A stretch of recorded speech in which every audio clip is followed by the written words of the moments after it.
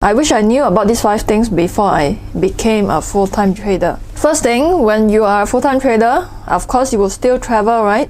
A lot of social media, lifestyle gurus, they like to tell you you can travel freely and trade and make money at the same time, then sit at the beach and then wait for the money to roll in. But there's a catch to that because I realized one thing. So last year I went to Germany, 2 years ago I went to Turkey, and then I go to Malaysia very often. The main issue with traveling is not so much the logistics, but the main thing is the freaking SIM card, especially if you're a trader. Traveling while trading, most important thing, internet connection, right? So finding an internet connection overseas can be a challenge. Now, try not to use public Wi-Fi. Last time my Facebook has been hacked because I use a public Wi-Fi. Sometimes hotel Wi-Fi, when they are not secured, it's also not very safe. So sometimes the safer thing to do is to use your SIM card data. Okay? And I used to travel to other countries and then need to buy their local SIM card and then use it for a couple of days and then just throw it away, which is quite wasted. But recently I came across this eSIM card that you can just download on your mobile phone, and it's called Saily eSIM. And the good thing about Saily is that it saves you money on roaming fees. So what you need to do is just download it once. So if you go to different countries, you don't need to install multiple times. And you can use it in over 200 destinations all around the world. So if you want to do something crazy like go to several countries at one go, you don't need to wait in line in every country's airport just to get a local SIM card. You don't need to go around finding a good Wi-Fi connection.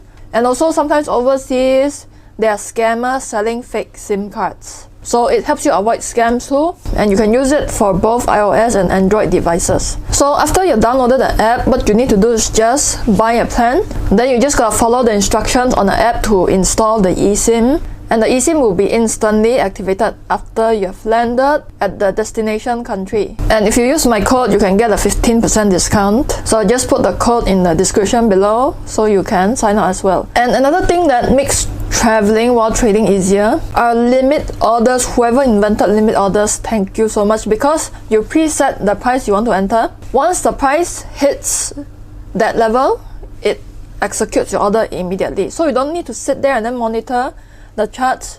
Just enjoy your holiday. Because when you're monitoring the charts while traveling, you're not fully in the moment, and then once you get back home and then you'll be like, hey, you know what, I've just been spending the trip just trading, not enjoying too much. And also, just one disclaimer is that in the early stages, building yourself up to become the full-time trader that you aspire to be, it's not going to be easy. If it's so easy, everybody would do it. The first few years is going to require grind, hustle, studying, backtesting, forward testing, practicing, that a lot of people don't see. And I did this back in my college days. While my friends are enjoying the college life, you know, the college party life, I never had that. In fact, I don't know what it's like. The dorm life, never had that. Because I was just spending all my weekends, holidays, hustling, backtesting, studying the charts. Isolating myself to the point whereby sometimes I don't know what's happening in school. You know what I'm saying? It's the work that people don't see. You know what I'm saying? Like, people show you the lifestyle. Oh, it's so easy on social media. Just click buy and sell. Then you can live the life of your dreams. By the way, just buy my signals. By the way, I don't provide signals, okay? Those on Telegram are all scammers pretending to be me. So this comes down to the second point. This can be a good thing or a bad thing depending on how you see it. For me, I feel that it's a good thing because the income is not passive. It's a full-time job. Just like a lot of people like to say to you, being a landlord is passive income. No, it's not. You gotta deal with tenants, bad tenants, fix the toilet, or even engage people to fix stuff for you. It's not passive. But to me, I feel that's a good thing because why? I love what I do. Because if you tell me, don't do anything the whole day, I'm not going to pursue this. Because I love what I do, so I enjoy the grind, I love the grind. So sometimes it's long hours of research, journaling, studying your past mistakes, learning from books, mentors, a lot of refining. It's continuous. It's not like Once I become full-time trader, I can sit back and relax. But to me, man, I love this. I love that I need to grind every day. I love that I need to work every day. Because I've lived that life, okay? Like 5-star hotels every single month. Go to ride on Lamborghinis, McLaren, my friend's Lamborghini for the whole day. Then shopping the next day. Then at the end of the week, I sit here and ask myself, so aside from all these things that you have done, have you done anything productive? Not so much. It's not satisfying. The satisfaction is in the work. And people don't get this until they have lived the life. And a lot of times it's no weekends off. I love it. I love it because I like spending weekends studying. I like spending weekends analyzing the charts. And because I'm an investor too, reading financial statements. If you want it to be partially passive, go into investing. Okay? I always tell people all traders should become investors. Because when you become an investor, you have dividend income. And the stock market goes up in the long term. In the long term, and the markets work hard for you rather than you working hard for the markets. If you are a trader, go into investing. That's why also this year, I'm planning to teach more investing content.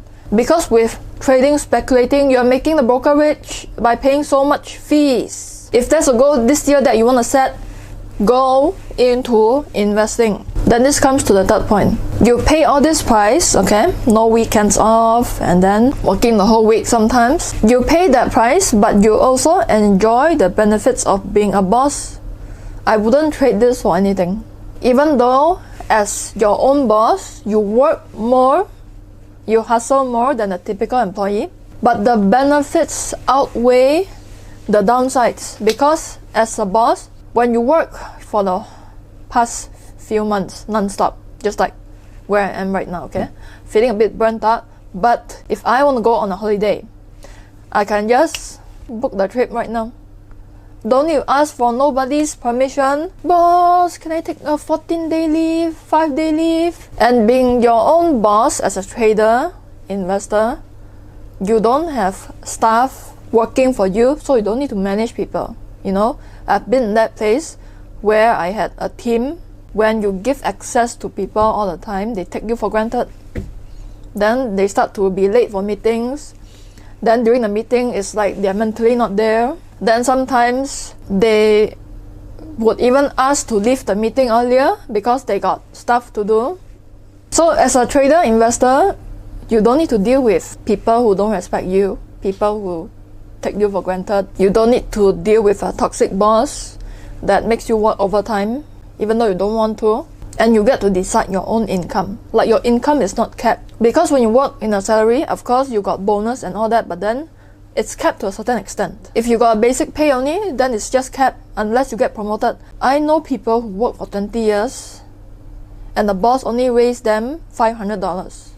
I dedicated my whole life, half of my life to you. You only raised me $500. I've seen people who raise their employees $1. I cannot with that. The fourth thing I wish somebody told me is that it can get lonely. Okay, it can become isolating because of course you don't have staff, management team, then a boss. Means that most of the time you're spending the time alone.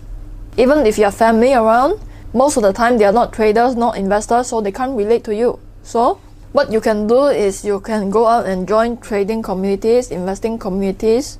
There are a lot of free societies nowadays. You can just join them as a member. If not, you can go to conferences, okay? For Singapore, there are investing conferences. There's like crypto conferences. There's like fintech conferences. If you go there and just talk to people, you don't need to buy stuff, okay? People would understand you. You go there and be like, I didn't cut my losses, but I took profit fast. I get you. If you cannot find a trading community, there's always online trading communities, trading groups that you can join. And the fifth thing that I wish people taught me about is inconsistent income is the norm.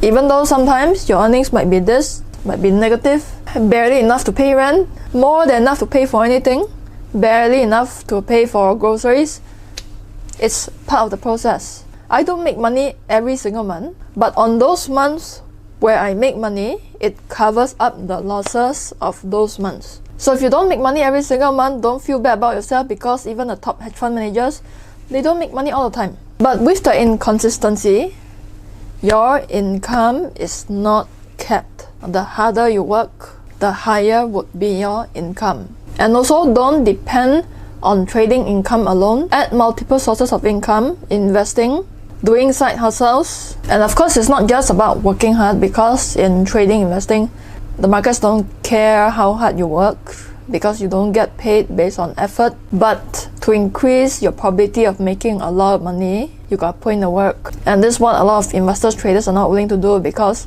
90% of people, what do they prefer most? Following hot tips. Okay? Read one book, that's enough for the day. There are people who brag that they don't read books.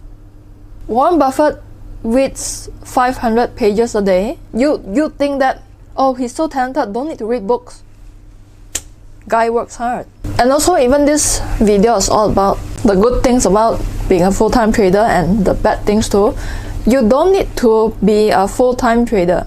If you love your job, then treat trading as a part-time job. Use it as an additional source of income. Because in the past, when I used to do face-to-face courses, which I don't do anymore, there were doctors, dentists who learn from me. They keep their day job, but then they use trading, investing on their side to just generate additional income. Don't listen to people when they tell you quit your job and become a full-time trader. Because to make good trades that are not emotional, you need to have multiple sources of income, so that the pressure of making it in trading wouldn't be so much that it causes you to do stupid things. But if you love being your own boss, you love the autonomy, you don't like the daily commuting, daily grind, the boringness of a regular, stable job, before you jump into full-time trading, make sure you have at least 6 months of emergency funds in your savings account. Because I've seen people, they jump to full-time trading, they quit everything, including school, then they use their rent money, grocery money to go into trading, blow it all up because they're too emotional about it. Come to me, ask me to donate them money when they didn't even listen to my advice to begin with. Don't become that type of person. Keep your job, trade on the side. Once you have proven to yourself that you can make money consistently for at least 1 year, plus you have enough funds, then consider full-time trading. With that, I'll talk to you in the next video. Bye.